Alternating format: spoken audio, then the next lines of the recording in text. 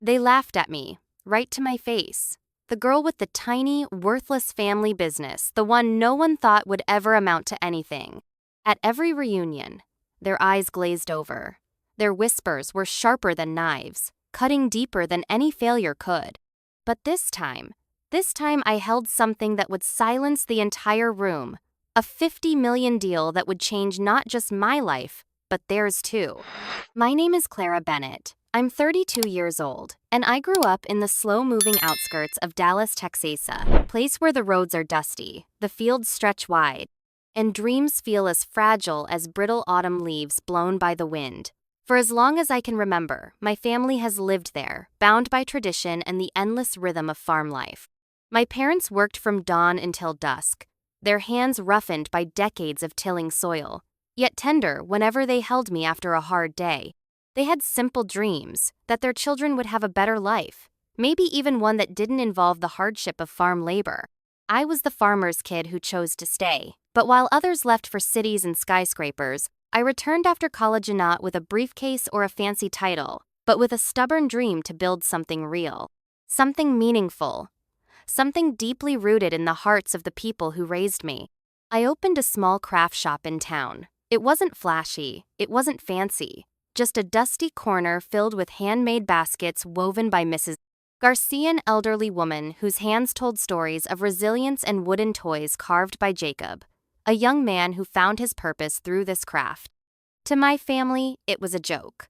At least, that's what Uncle Tom made clear with his sneers and sharp remarks at every reunion. Clara, why waste your talents on that little shop? You could be anywhere in New York, Chicago, doing something big. His words felt like daggers, but the worst were the eyes behind them, the pity, the disappointment. And then there was Aunt Karen, who masked her contempt with concern. Don't sell yourself short, Clara. You deserve better. Their pity wasn't kindness. It was a verdict. For 5 years, I endured this. Every family gathering was a battlefield. Their judgment was relentless. The whispers, the sideways glances, the cold silences, they became my daily reality. But what they never saw were the nights I spent negotiating fair prices for artisans, the battles to keep the shop open when supplies ran low, the dreams I stitched into every quilt and basket. They never saw the tears I cried silently in my office after a particularly harsh family dinner, wondering if I was foolish to hold on to a dream so fragile. My sister, Emily, was caught in the middle. She wanted to support me, but was torn between loyalty and the family's expectations. One evening, after a particularly tense reunion, she said softly, "Clara, I want to believe in you, but it's hard when everyone else doubts." That was one of the hardest moments to see someone so close struggle with the same doubts I fought every day.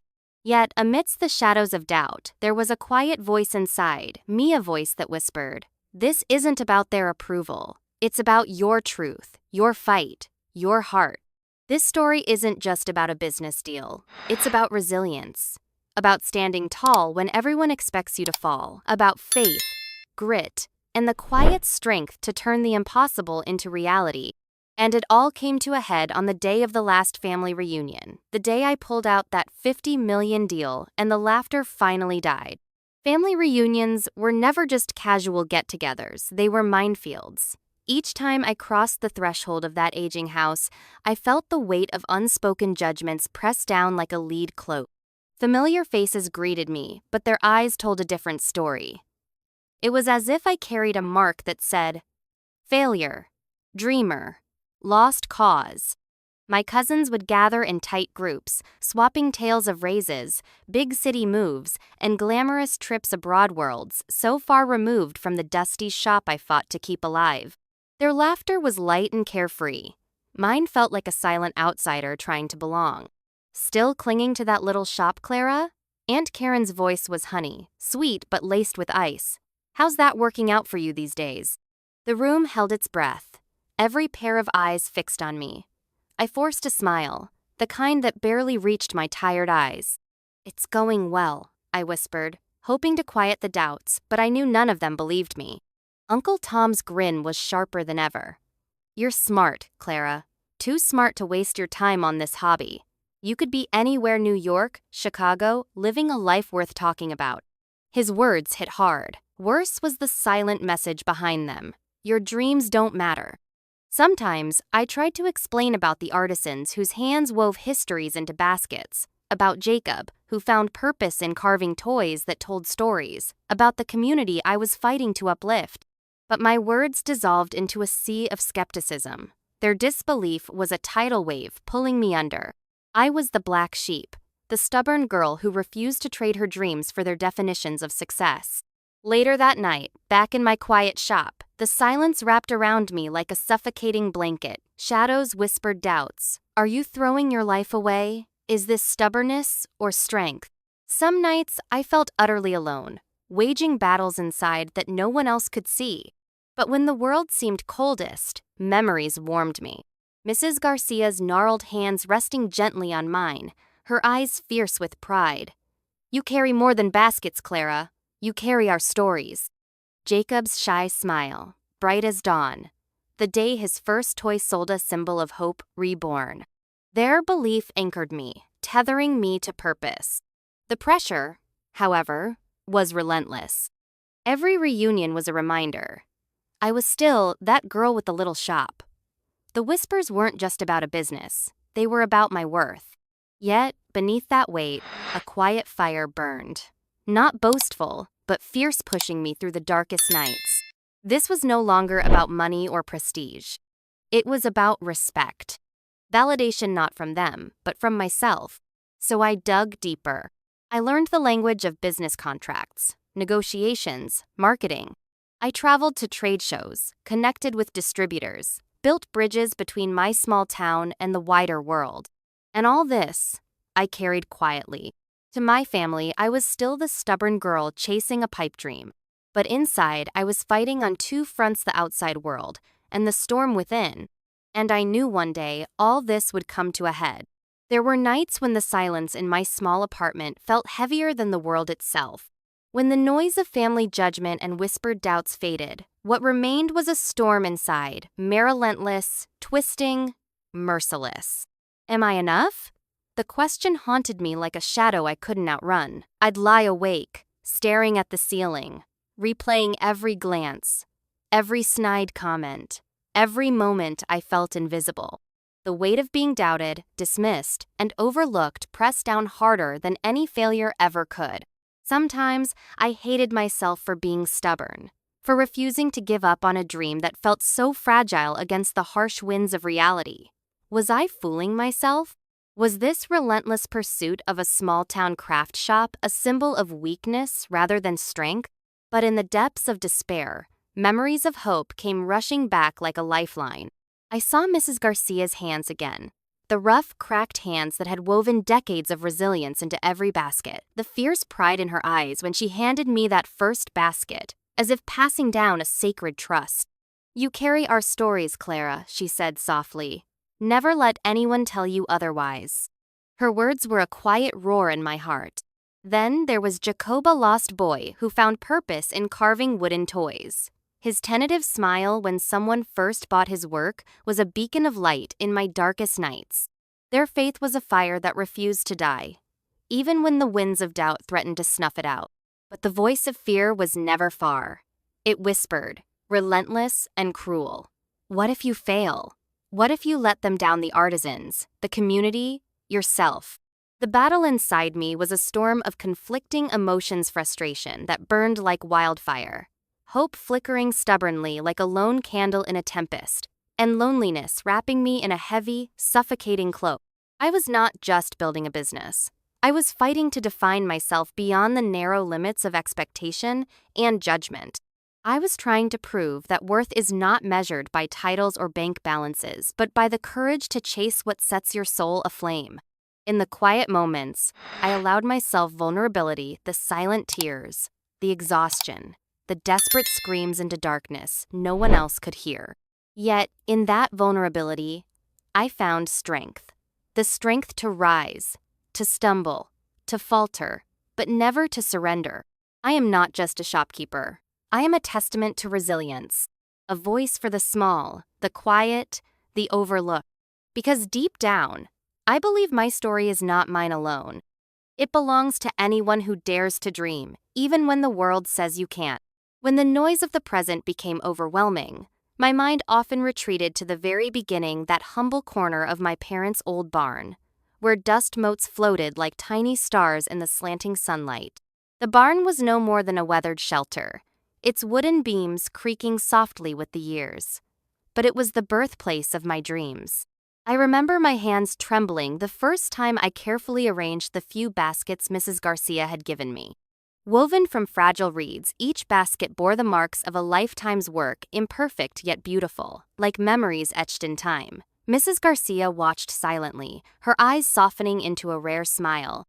"This is more than weaving, Clara," she said gently. "It's history, it's love, it's the heart of our people. Guard it well." Her words settled deep inside me, a vow to carry forward a legacy that went beyond business. I often think of the late nights spent beside flickering candlelight with Jacob, a young man adrift until he found purpose carving wooden toys for the shop. His fingers were clumsy at first, unsure how to coax life from rough blocks of pine. But with patience, his hands grew confident, and the first time someone bought one of his carvings, his smile lit the room like dawn. The scent of fresh pine mixed with beeswax polish still lingers in my memory, a small, sweet reminder of how something simple can hold profound meaning. Not all memories are light. I recall a bitter winter when a shipment of raw materials was delayed, threatening to shutter the shop for weeks. The cold seeped into our bones, hope growing as fragile as frost on the window panes. But the community rallied. Neighbors shared supplies, helped with deliveries, reminded me I was never truly alone. Each story, each detail, was a thread weaving a tapestry richer than any contract or profit margin. Even the smallest things, the creak of the old door, the chipped paint on the counter, the handwritten notes from customers expressing gratitude, became symbols of resilience and connection. These memories weren't just nostalgia. They formed the foundation of every choice I made, every risk I dared take. No matter how vast the world outside grew, or how small they tried to make me feel, I knew what I was building had roots deep, unshakable roots anchoring me in truth and purpose. And it was these roots that would help me weather the storm that was fast approaching. The day of the family reunion arrived like any other, sunlight filtered softly through the towering oaks. The smell of barbecue mingled with the lazy hum of summer cicadas. Laughter and chatter filled the backyard, comfortable and familiar to everyone but me. For years, my presence at these gatherings had been met with polite smiles shadowed by doubt and barely concealed judgment. But this time, I carried with me a secret I had nurtured quietly, a culmination of tireless work, countless late nights, and an unyielding faith in a dream that no one but me believed in. As the sun dipped lower, conversations turned to successes. Promotions, new jobs, investment stories that sparkled with prestige and promise. I felt their eyes on me, their thoughts almost audible. What about Clara? Then, when all eyes were already on me, I stood up. The laughter and chatter faded into a hush. Curious glances sharpened into focused stares. "I have something to share," I began, voice steady, despite the pounding in my chest. "For years, many of you dismissed my little shop as insignificant, a hobby, even a waste of time. But today, I want to tell you about a partnership we've secured that will bring our crafts to the world." A heavy silence fell. I recently signed a $50 million deal with a global distributor. Our handmade baskets, wooden toys, and quilts will soon be in stores across several countries. The words hit like a clap of thunder. Murmurs rippled through the crowd. Eyes widened. Some exchanged looks of disbelief. Others leaned forward, hungry for more. "How?" someone asked, voice barely above a whisper. "When? Why didn't you tell us before?" Uncle Tom's voice broke the silence. "Well done," he said slowly, a mix of shock and reluctant admiration. "But don't think this means you've arrived. The world out there isn't kind. You've just stepped into a whole new game." I smiled quietly, feeling a surge of calm confidence. "I didn't tell you earlier because I wanted my work to speak for itself. I had to be sure before sharing." Faces shifted. Skepticism melted into awe. Hesitation gave way to pride. I saw my mother's eyes glisten with tear steers born of quiet sacrifice and long-held hope fulfilled. Cousins who once ignored me now looked on with newfound curiosity. That day, the room that once echoed with doubt was charged with possibility. But this was more than a business deal. It was vindication. Proof that holding on to a vision, no matter how small it seems to others, can lead to monumental change. As applause swelled, I knew this moment was a pivot, not a finish line. Higher stakes, broader horizons, and heavier responsibilities lay ahead. I had shattered expectations, yes. But now I had to build on that foundation for myself and for every artisan whose craft carried the soul of our community. Deep inside, I hoped this moment would change more than just their minds, that it would change how they saw what truly matters. The applause that followed my announcement was overwhelming, a tidal wave of sound that washed over me, warm and fierce. For the first time, the eyes that had once dismissed me now shone with a mixture of admiration, envy, and something else, cautious respect. My mother's hands trembled as she reached out and squeezed mine, her eyes glistening with pride and relief. "You've made us proud, Clara," she whispered, her voice thick with emotion. Her words were a balm soothing years of doubt and struggle. But not everyone embraced this victory so readily. Later, Uncle Tom approached me, his smile slow and measured, his eyes unreadable. "Well done," he said, but there was a sharpness beneath his tone. "Remember, this is just the beginning. The real battle starts now. The world out there is ruthless. Millions are at stake, and one wrong move could cost you everything." His words hit harder than any doubt I had faced before. The deal wasn't a finish line, it was a starting gun. Suddenly, the spotlight was blinding, the stakes enormous, and the pressure suffocating. The days that followed were relentless. Negotiations grew more intense, deadlines compressed, and expectations soared beyond anything I had known. Every choice weighed heavily, not just for me, but for the artisans whose livelihoods depended on our success. Sleep became a rare luxury. Nights stretched into early mornings filled with forecasts, contracts, and a constant hum of what-ifs echoing in my mind. Relationships frayed under the strain. Some family members who had once dismissed me now hovered too close, their support tinged with skepticism and silent judgment. Their eyes questioned, "Can she really handle this? What if she fails?" Yet, amidst the pressure and uncertainty, unexpected allies appeared. Cousins who once ignored me reached out with genuine encouragement. Old friends reminded me why I started this journey. Their voices became lifelines when the weight threatened to crush me. This chapter was more than business, it was transformation. Of identity, role, and resilience. I had to grow beyond being just an entrepreneur. I had to become a leader, a negotiator, a symbol of hope for those who believed in me. Growth demanded sacrifice, late nights alone, missed family dinners, moments of profound loneliness when only the glow of my laptop and the distant city lights kept me company. But with every challenge, Mrs. Garcia's words echoed in my heart. "Guard the heart of your people well." They became my mantra, grounding me through every storm. I realized the true test wasn't silencing doubters, it was proving to myself that my vision was worth every sacrifice. And so, with steely resolve, I stepped deeper into this new reality. I embraced uncertainty but held fast to my purpose. The little girl from Dallas was no longer just a dreamer, she was a woman daring to change her world, one deliberate step at a time.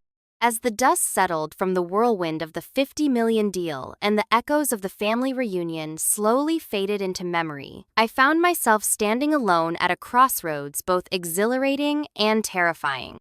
The laughter that once rang loud and sharp around me had softened into a quiet respect, but respect alone couldn't fill the restless space inside where dreams still stirred and longed to grow. That night, in the solitude of my small apartment, I looked out the window at the sprawling lights of Dallas, twinkling like distant stars. The city that had once felt impossibly far away now seemed just within reach. Yet, what hit me most profoundly was the realization that success isn't a destination. It's a journey, messy, uncertain, and often lonely. I thought about the little shop, the worn wooden table where Mrs. Garcia's baskets had once been laid out, the faint scent of pine from Jacob's wooden toys still lingering in the air.